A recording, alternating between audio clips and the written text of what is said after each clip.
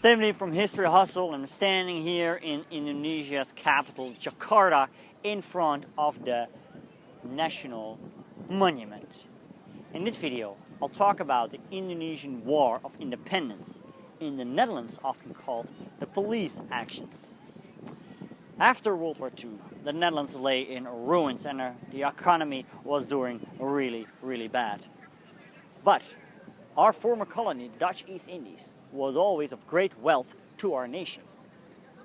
But after the Japanese surrender of the atomic bombs on Hiroshima and Nagasaki in August 1945, the nationalist Indonesian leader Sukarno declared Republic of Indonesia independent. British troops that embarked on Java to disarm the surrendered Japanese forces got into severe combat with nationalist youths who killed thousands of European civilians. In March 1946, the Dutch took over the posts of the British. These were small territories on Java and Sumatra. The outside territories were under control by the Army of the Republic of Indonesia, the TNI. Now the Dutch knew that Indonesia eventually had to become independent. However, they refused to give that independence to Sukarno and its self-proclaimed republic, because Sukarno worked together with the Japanese in World War II, and therefore he was a traitor. What followed was Operatie Product, also known as the first police action. The Dutch attacked economic vital territories on Java and Sumatra. However, they did not attack the capital of the Republic, Jakarta, because they feared an international response. But the international response came nevertheless, because the United Nations demanded the actions of the Dutch to stop and ordered a ceasefire. The Republic of Indonesia got more and more international approval, and the reputation of the Dutch became sore. Also, the Dutch were running out of money.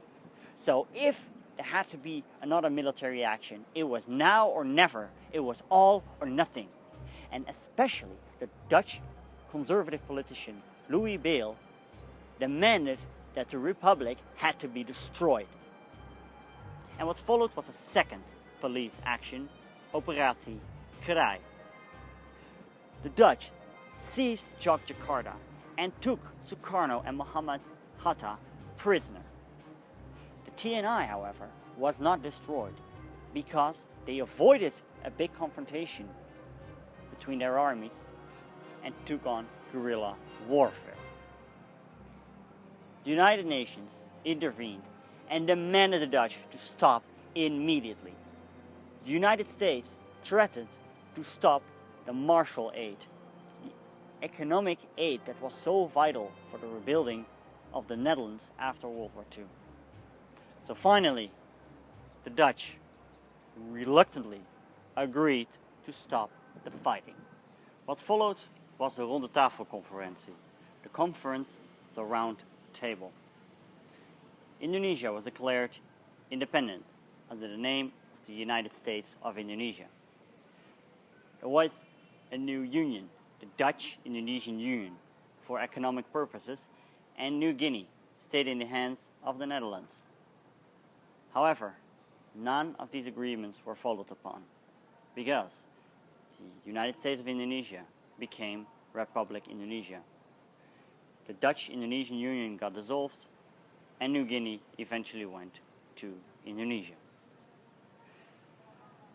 During the battle, both parties committed war crimes. The Dutch massacred in Rawagede in December 1947 431 unarmed men. And then there was also the notorious Captain Wesseling, who killed 10,000 of people by his ruthless actions in the south of Celebes. But also the Republicans undertook massive purges against those who cooperated with the Dutch or were suspected from doing that. At the Dutch side, 5,000 soldiers died. At the Indonesian side, 160,000.